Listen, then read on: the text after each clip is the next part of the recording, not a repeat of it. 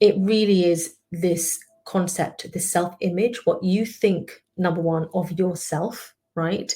And I wasn't feeling bad about myself. I wasn't feeling low about myself. I think I've always been very confident, but I think I had a perception about what I thought being good in my role was. And for me, obviously, that was being a doctor. But this is really where burnout can come in. And you might use different words for this, but it's not necessarily about your capabilities at all. Okay. And I would say it's not even necessarily about resilience. I would say that's actually very misunderstood, because you can be very resilient and you can be burnt out. And actually, it can actually go against you because you're so resilient that you will just keep pushing and going and going and going because you think that's what you're supposed to be doing, based upon this illusion, this definition you have in your mind, or you may have in your mind, I certainly did, of what being outstanding and good in your role. In particular, we're talking about work in this role, in this program, but it might also be in as a parent, it might be at serving your loved ones as a carer, whatever it means for you, whatever the reason is that you're here with me right here, right now. There is a definition there that is now encroaching, or well, maybe gone beyond your boundaries, including health, right? Looking after yourself, as well as relationships, yes, with your loved ones and maybe those you serve, but with yourself. Okay. And if you're spiritual as well, I'm very spiritual, and it may be also encroaching on that, maybe your own values as well. And you start to really reflect and question, because you get to this point. And for me, like I said, I'm grateful it wasn't burnout, because I had been doing a lot of work in personal development, and very spiritual. Not that you have to be spiritual, but I felt like that I was in this reflective state every night and morning anyway, through the type of prayer that I was doing back then and sort of meditation. But I really wasn't doing it on this whole level that I'm doing it now. But it made me really question, in a positive way, the direction in which I was going, which was otherwise, highly appraised, and mental health director for my region and partner, and on the board for RCGP, Royal College of General Practitioners, all these things which I really enjoyed. But I just felt like it was getting to a point where I was like, I don't think this is about productivity or resilience or any of those things. I think this is something about, and you can talk about the system and the work culture, and that's true to some element, but I'm talking very much about your own personal journey here. Okay. Something, because that is your locus of control. That is, you have 100% control over that. And you can still go in if you want, maybe as a freelance consultant, and go into the system that you work in and help change that culture. Absolutely. I would say to change it when you're inside of the system is a bit more tricky, but certainly doable. But you first want to tend to yourself. Okay. And then you may well find that there's other ways of looking at that, which is what I do as a career, business and life coach, as well as being a doctor as well. So it really comes to, what is your definition of success? What is your definition of success, whereby you're ticking the work box, you're ticking your wealth box, your financial goals for yourself, for your family, your desires, the lifestyle that you wish to live. But it also is ticking your health box. And I mean that in your emotional well-being health, not just your physical health. And not just being sort of ticking along, but really in the ultimate health that you want to be in. Okay, longevity in your life, which is also longevity in your career. And also ticking the relationships box. Now, we talked about this being the relationship with yourself. So you need time for self-care. It doesn't have to be a lot of time, but you need that time, and it needs to be ring-fenced. And you need that time also with your loved ones, however, whatever that means for you. So for me, I'm married to my best friend, and I have two little boys, two cheeky little monkeys, age 3 and 5. And so for me, I really looked at the type of mother that I wanted to be, and what being present means to me, not to you, not to, other people, but what does it mean to me? And that's the whole point of this when we talk about self-image. It's what is it that you're thinking about it, not society or other doctors or other people in your industry, or what do they do? I mean, you can get ideas, you can get inspiration. Certainly do not compete and compare yourself. But really, it's about how is it that you would love to enjoy these roles that you have, which for me is being a mother, being a wife, being a doctor, being a coach. I'm also a student as well, student life and student in my own programs. Like, I'm a daughter, I'm a sister, and so all of these different relationships and what they mean to me might mean different to other people, but it also looks different to me. Okay, and it's not always just about the spending time, it's the depth of the connection. And again, that might look different, to other people. So that is what I feel that the definition of success and fulfillment needs to tick these boxes. So that definition is going to look very different to different people, right? So I think people are really need to move away from, for example, for me, I'm a doctor, like the GMC, General Medical Council is obviously going to have a type of definition of what they mean by being a good doctor, and generally it's in terms of being a safe doctor. It's very much about safety, and obviously there's the Royal College of General Practitioners in terms of being a good doctor and being up to date with your knowledge and your communication skills, consultation skills, etc. But I can still achieve those things, and my health and my mental well-being, and the way that I achieve all of those things may be very different to how you decide that you want to achieve, tick those boxes, right? It might look different. So I think we need to really move away from this comparison, how other people are doing things. And also, even just with this word burnout, often it can be used in a way that can make the individual feel that they're not strong enough, or they're not resilient, or they're not good at productivity, they're not efficient. And I think I completely defy all of those things. I think that's not true at all.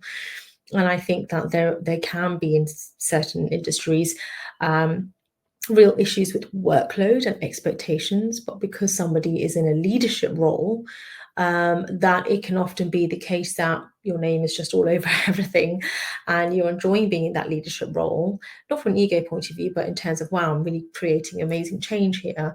But also wondering, well, I want to do good work. And then you have these definitions from, let's say, GMC and your equivalent for your industry, who's governing you, and then who's kind of checking what makes you good at what you do. So you definitely have to fulfill those, but you also have maybe your life purpose, and I actually call it my divine life purpose, right? So something I really feel just so called to do. So for me, it's healing, right? I love healing, or being a healer, or light worker, starseed, whatever you want to call it. I resonate with those terms. If it doesn't with you, that's fine. But for me, I really like that. And I like how being a doctor really ticks a lot of those boxes. It also means that there are certain things I can't talk about in a typical medical consultation. Like I have a diploma in chakra and aura healing, and I probably won't really go into that in a typical consultation in general practice, because often there's just no time. And two, it might be a little bit too alternative for the average person, unless I've had a few clients who work, in corporate banking, who've suddenly said, "Oh, actually, I happen to be a Reiki master as well," and then the conversation has actually really helped them. So that's a bit different. And actually, as I'm becoming more and more aligned and in tune with everything I'm doing, I find it really does make a difference, and I'm really attracting more and more people to me who are similar to me in that they may be working full-time parent and having a life partner, who are also, I don't know, working as a lawyer or a doctor or a banker or a teacher, and also, very spiritual, and also doing complementary medicine, or being a coach, or doing, doing alternative therapies and alternative ways of just serving society. We have like a Etsy business, t-shirt business or something like that. So I really enjoy that, and I really enjoy entrepreneurship. And I think the reason for me is because of the very much the open-mindedness of entrepreneurs, whereby I do find that sometimes when you're not exposed to entrepreneurship, it can be very, not always, but sometimes it can be very box-like thinking, because we're so used to sort of like, this is the way, for example, just using medicine as an example, but sort of almost like, this is the way medicine's supposed to be. Or if you're a teacher, this is the way it's supposed to be because of the way you've been taught, right, when we've been in medical school, etc. And the world has sometimes changed since then. Society's changed, society's evolved, you've evolved, you're a different person now. So your values, you may not realize it, but your values have actually probably changed as well. And that's why sometimes people get burnt out or start to think that that might be what's happening, because they start to feel trapped, because it no longer, what they're doing no longer matches their values. Actually, that's often the reason for a lot of anxiety, is because it's now no longer aligning with their values, but they feel they're now in a position, a job position, where they have to fulfill certain things in order to be a safe at what they do, because everything's being governed, and so that can make it feel very scary. But actually, that's, I would say, is an illusion, because it might sound scary, but you can actually change your job at any point in time. And of course, I know that there are finances attached to that and stability, etc. But somebody's job can be taken away any time as well. So really, nothing is 100% here forever. And I mean that in a positive way, not that, oh my God, anytime anything can go. No, I mean it in a positive way, in that, so therefore choose what you really want to do. Because I find that being, an entrepreneur, that it takes some time to build that up and certain steps. And you really need to be under people who know what they're doing, and coaches who know exactly what they're doing. Like, I've had business coaches and life coaches who really take you there step by step with good support. Absolutely. And I actually found that more helpful than the MBA that I was doing. But there's more stability in that, because, for example, I'm doing this with you in the time that it suits me, right? Not a time that I've been told I have to do it in. And I choose how long it's going to be, or how short, or what I'm going to include or what I'm not going to include, and the full creativity with that. And that's very liberating, right? And I would honestly do this, even if I wasn't paid to do this, I would still do it, because I find for me it actually is very extreme liberating. I actually feel like doing this is good for me. It's part of my life purpose. And I can express things in my business which I can't sometimes, I don't feel really where I can anywhere else, not in terms of being trapped, but it just feels so right. It feels like it's not just a business, a form of making income, another form of income. I feel like it's just a part of me, and I'm truly grateful for that. So burnout, I would say, is often, yes, it can be a situation that you find yourself in, but actually sometimes we forget that we have a choice, that we can leave that situation at any time, right? And that could be a relationship, that can be a working relationship, whatever it is. And we can also change things, right? If things are stressful at home, being a parent, professional parent, ambitious parent, the way in which parenting can be done, it can also be changed. But it starts with you. It starts with you first making that choice. And you don't have to do that today, but it starts with that that internal game. That's where the change happens first. It's self-leadership. Okay, so it's all about leadership, but it starts with leading yourself first. So what I really want you to do as a homework for today's module is to write down what brought you to this program. There was something you resonated with you. Was it the burnout word? Was it the breakthrough word? Was it the fear to freedom? Like, what was it specifically? And journal on that. It doesn't have to, it can be bullet points. It can be 5 minutes of journaling, 10 minutes of journaling. I've got some lovely, meditation music playing now. And I've just gone onto YouTube and I've just typed in inner peace meditation music, right? Zen, yoga music, meditation. So there's no lyrics. And you can set a timer for like 10 minutes and just journal. Just journal whatever you're feeling right now. And I write that in your health, in your wealth, and in your relationships. But the relationships, remember, has 2 columns within it. One is relationship with yourself, how you really feel about where you are right now, how you feel about you, and then your relationships with others. That includes your work colleagues, your loved ones, whatever it is. How you feeling with the way in which you're serving society right now through your work, how you feel about your income right now, how you feel about money, how you feel about your health, your physical health, and also your emotional well-being. And spirituality, I feel, is really important as well. Okay, so how you feel about that? Do you want more time with that? What does it mean to you? You know, this is why I love being a life coach, and why I actually love being a GP, because you really look at all aspects of life, you know, and I think that's so important. And I want you to really, you know, imagine this is like Google Maps. Okay, so we're going to work on in the next module where you want to get to, like the breakthrough.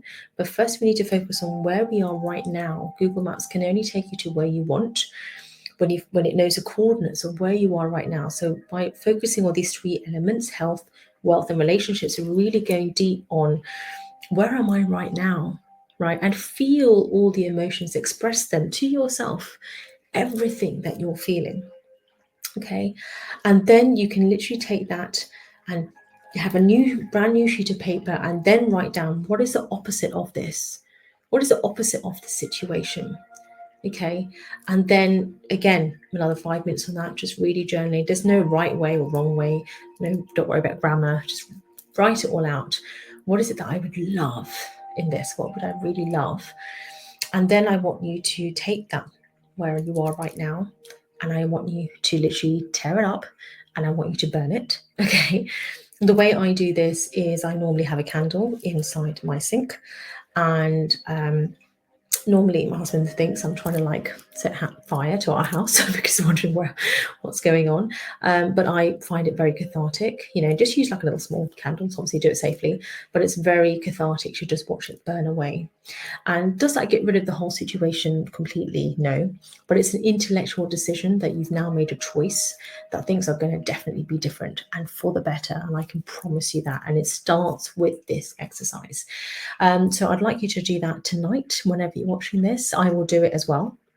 And wherever you are, even though, for example, right now I'm loving what I do, there's always a next level up with gratitude for where you are right now too. Okay, so I want you to really then take 5 minutes to write down all gratitude for where you are right now, that's going really well, that you really enjoy in each of those aspects of life. Again, health, wealth, relationships. Okay, and all of this doesn't need to take long. It can take you like 10-15 minutes, the whole thing. That's the beauty with inner work. It doesn't have to take a long time, but it is very deeply impactful. Okay, so sending you so much light. Please do drop a comment down below. If you're watching this live, put hashtag live. If you're watching the replay, put hashtag replay. Please, please post your questions, because using your questions is how I can then formulate the next training for you as well. So it really, really helps me.